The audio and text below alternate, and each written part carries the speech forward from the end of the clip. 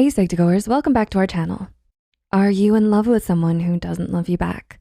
Do you long for someone who is not available? Do you still have strong feelings for an ex-partner? Is there someone you've been dating who's confessed they no longer wish to see you romantically? If you're dealing with unrequited love, you're not alone, my friend. Social psychologist Roy Baumeister says 98% of people have suffered from unrequited love at one point in their life. So what should you do about it? How do you move on? Well, here are a few tips on how to deal with unrequited love. Number 1, accept their feelings and the end of a possible relationship with them. Have you let them know how you feel? If they seem comfortable discussing the topic, let them know how you feel about them. An open discussion about how you both feel could be a great start. Once you found out how they feel, you then might have an easier time moving on. Do they not feel the same way? Well, the first step in this case would be to accept how they feel and close the door on that possible relationship with them. They've let you know they're not interested in a relationship with you. Finding out how they feel can be a way to rip off the Band-Aid and start the journey to moving on. It's best to stop any flirting with them and stop any begging for them to reconsider their feelings for you.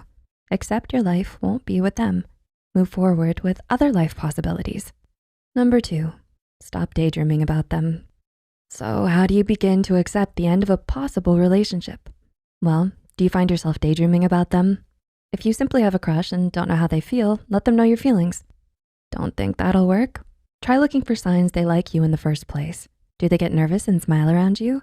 Engage in conversations with you? Stare at you? Look interested in what you have to say?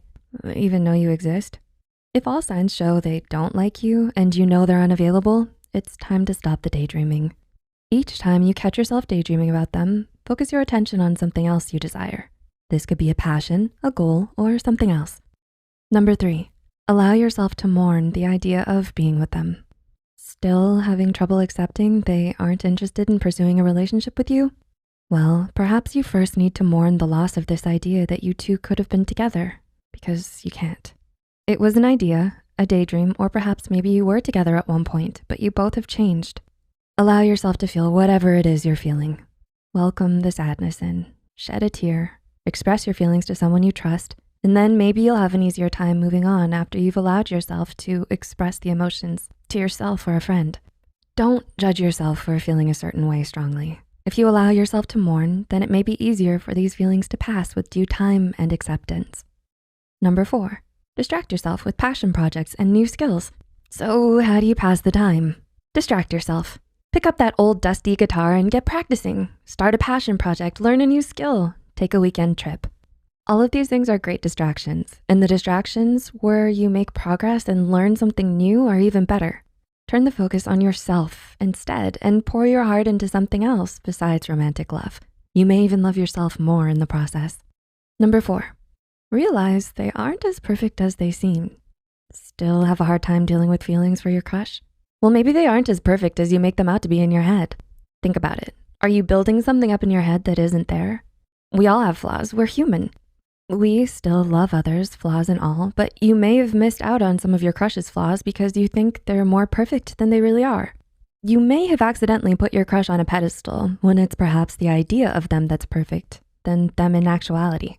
The sooner you realize they're just human and not perfect, the easier time you'll have in moving on. And number 6, know that there won't always be closure. Still, keep moving forward.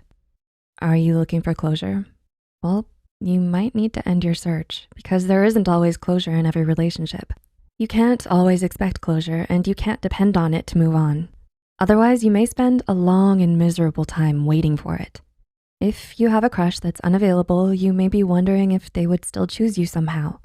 If you've told them how you feel and there are no signs they like you romantically, it's best to stop waiting for signs that aren't there. There won't always be a fulfilling discussion where they give closure or say what you need to hear. The trick is to keep moving forward, and sooner or later you may realize you did receive closure, a different kind, through a passage of time and self-reflection. You closed the book on them yourself. So how will you deal with unrequited love?